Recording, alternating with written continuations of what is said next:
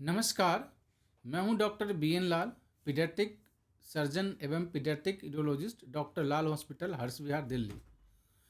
आज मैं बच्चों में होने वाले प्रॉब्लम जैसे कि एनुरेसिस के बारे में बात करने जा रहा हूं। एनुरेसिस का मतलब होता है कपड़े का गीला करना या बेड वेटिंग। एनुरेसिस बच्चों में आम तौर पे होने वाले एक प्रमुख कारण है जो बहुत ज़्यादा देखने को मिल सकता है, और यह 3 तरह के होते हैं। पहला है रात्रिकालीन एनुरेसिस। इसका मतलब है कि जब बच्चा कपड़े गीले रात में ही सिर्फ करते हैं, उसको रात्रिकालीन एनुरेसिस कहते हैं। दूसरा है दैनिक एनुरेसिस। दैनिक का मतलब है जब बच्चा दिन में ही सिर्फ एनुरेसिस करता है, मतलब कपड़े गीला करता है। तीसरा जो कारण है दोनों का संयोजक। दोनों का संयोजक का मतलब है कि बच्चा रात में और दिन में दोनों समय एनुरेसिस और बेड वेटिंग करते हैं। तकरीबन यह देखा गया है कि 5 साल के लड़कों में यह करीब 7% एनुरेसिस पाया जाता है, वहीं पर लड़कियों में मात्र 3% एनुरेसिस की समस्या देखने को मिलता है।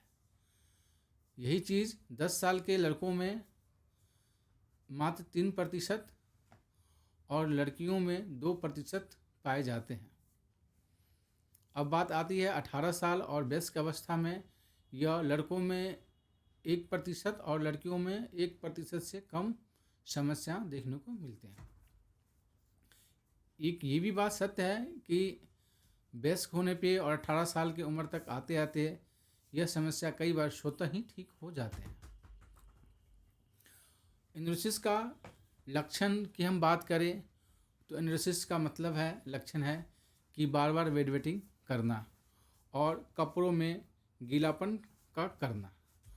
और अगर लगभग 3 महीने तक अगर कोई बच्चा हफ्ते में दो बार बेड वेटिंग और कपड़े गीला करता है तो उसको हम एनुरेसिस कहते हैं।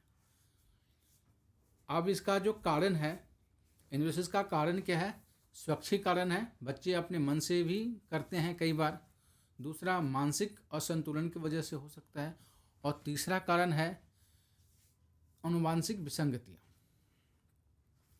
अब इसके कुछ उदाहरण हैं, जैसे कि यूरिनरी ब्लैडर का बहुत ही छोटा होना, लगातार मूत्र पथ संक्रमण और यूरिनरी ट्रैक्ट इन्फेक्शन, और गंभीर तनाव भी इसकी एक उदाहरण है।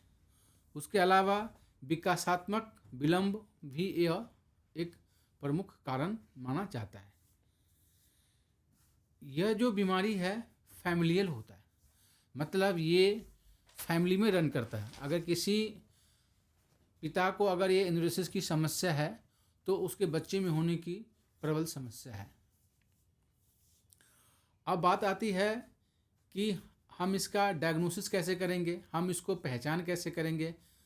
तो इसके लिए हमें कंप्लीट हिस्ट्री का मतलब कि ट्रीटमेंट हिस्ट्री, कोई बच्चे किसी अमूमन दवाई पे तो नहीं है, कोई ऐसी सर्जरी तो नहीं हुई, सर्जरी की हिस्ट्री।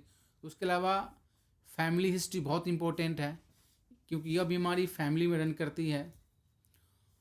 इसके अलावा इसके लिए कुछ हमें जांच करनी होती है। जो जांच है ब्लड टेस्ट में हम ब्लड शुगर की जांच करते हैं, हार्मोन्स की टेस्ट करते हैं, यूरिन की टेस्ट करते हैं, और किडनी संबंधित जो समस्या है उसके लिए हम कुछ और जांचें जैसे ultrasound, MRI, CT scan, MCU, cystoscopy, DTPA scan नामक जांच भी हम कर सकते हैं। अब सबसे जो महत्वपूर्ण और जो सबसे सही पहलू है वो यह जानना कि इसका उपचार, बीमारी का इलाज ही हमारे वीडियो बनाने का मेन मकसद है। और इस इलाज का 2 पहलू है। एक पहला तो ये है जो सबसे ज़्यादा यूटिलाइज होते हैं, सबसे ज़्यादा उपयोगी है, वो है बिहेवियर थेरेपी। तकरीबन 75% बीमारी जो है, ये जो दिक्कत है एनुरेसिस की समस्या, सिर्फ बिहेवियर थेरेपी से ठीक किया जा सकता है और मात्र 25% के लिए मेडिकल थेरेपी दी जाती है। अब बिहेवियर थेरेपी में जो सबसे पहला चीज़ है वो है डबल वाइडिंग। डबल वाइडिंग क्या होता है?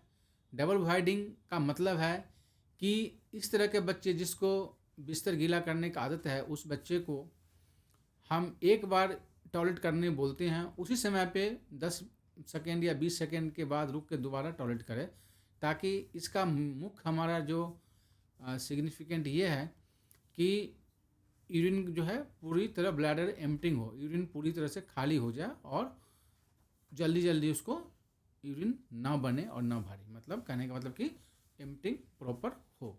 डबल वाइडिंग भी कर सकते हैं और उसमें हम कई बार ट्रिपल वाइडिंग बोलते हैं। चलो बच्चे तीसरी बार भी सूसू करो, एक ही बार बाथरूम में 3 बार सूसू करो, उसको ट्रिपल वाइडिंग कहते हैं। उसके अलावा बहुत महत्वपूर्ण चीज़ है अलार्म। देखिए ये अलार्म 2 तरह के होते हैं। एक अलार्म तो पेरेंट्स वो लगाते हैं कि अलार्म सेट कर दी कि 2 घंटे में बच्चे को हमें सूसू कराना है, तो ये एक अलार्म ये भी होता है। दूसरा जो अलार्म है, ये अलार्म एक इलेक्ट्रिक डिवाइस है। ये इलेक्ट्रिक डिवाइस ये है जो गीलापन को सेंसर करता है और यह बच्चे के पैड में और मैट में लगाया जाता है, और जब बच्चा सूसू करता है या कपड़े गीला करता है तो उस गीला को सेंसर करके उसमें फिर अलार्म बजती है। वो एक अलार्म है जिससे कि बच्चा उठ जाता है और उसको लगता है कि सूसू कर रहा, फिर वो बच्चे को आप ले जाके आप वॉशरूम में सूसू करा सकते हैं। एक और जो सबसे बड़ी चीज़ है कि urine training, urinary training. Urinary training क्या होता है? यूरिनरी ट्रेनिंग का मतलब है एक एक अंतराल पे, एक फिक्स अंतराल पे आप बच्चे को सूसू कराएं और ताकि वो एम्प्टी हो जाए, ठीक है। तीसरा और चौथा जो है मांसपेशियों की एक्सरसाइज।